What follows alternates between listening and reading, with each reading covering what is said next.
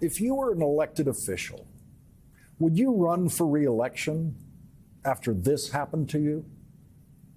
One night in December 2020, I was about to put my son to bed when dozens of individuals descended upon our home.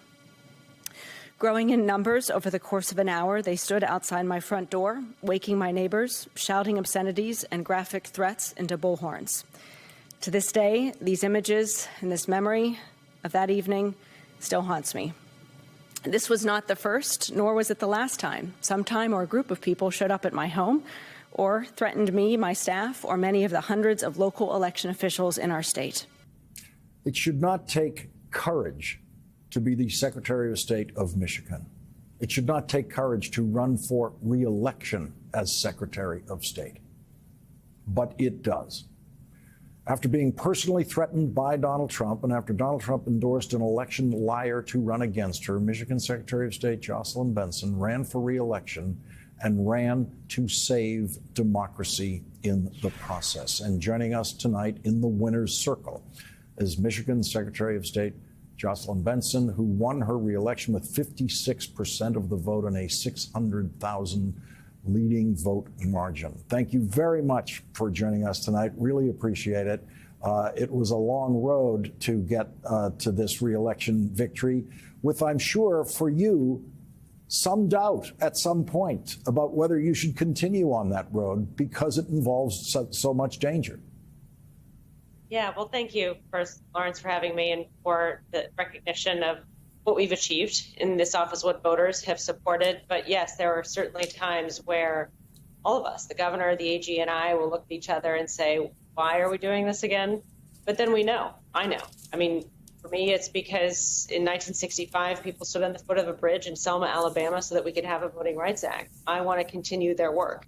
And I know that requires courage and sacrifice. And it truly is an honor to get to play this role at a time when democracy is under attack and help, I hope, guide our democracy through this storm so that it can emerge stronger and more robust on the other side.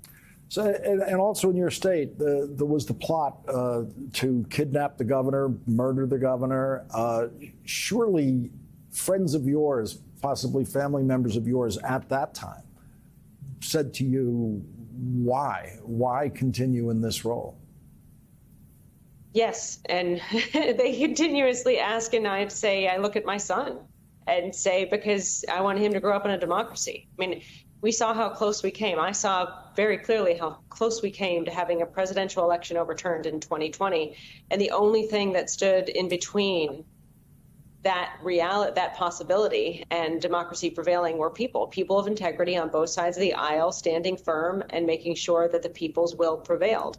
So it does require people, all of us, to stand in and even run towards the fire if that's what it takes to protect the very foundation of who we are in this country, our American democracy. And again, at the end of the day, I'm proud to be able to do it. And I'm proud to be able to show my son and the next generation of voters what defending and preserving democracy really requires from all of us. So the good news, bad news here is that we never before covered elections for state secretary of state in any state, anywhere in the union. So the good news is people now know what that job is. They know how important that job is in a way that I never knew how important it was until this year.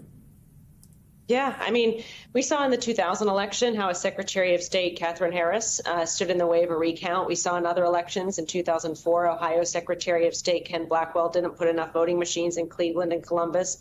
So we've seen behind the scenes, but perhaps not under the spotlight, how important these roles are. It's why I wrote a book on this office in 2008, because I want voters to know that they hold in their hands in every election the ability to ensure we're electing people of integrity to these roles. People like Brad Raffensperger, who will say no when the president of the United States calls and asks him to find votes. And then if we don't stand vigilant, then we risk losing these offices and our democracy to those who won't stand by the will of the people. And that's really what the choice was facing voters in this election.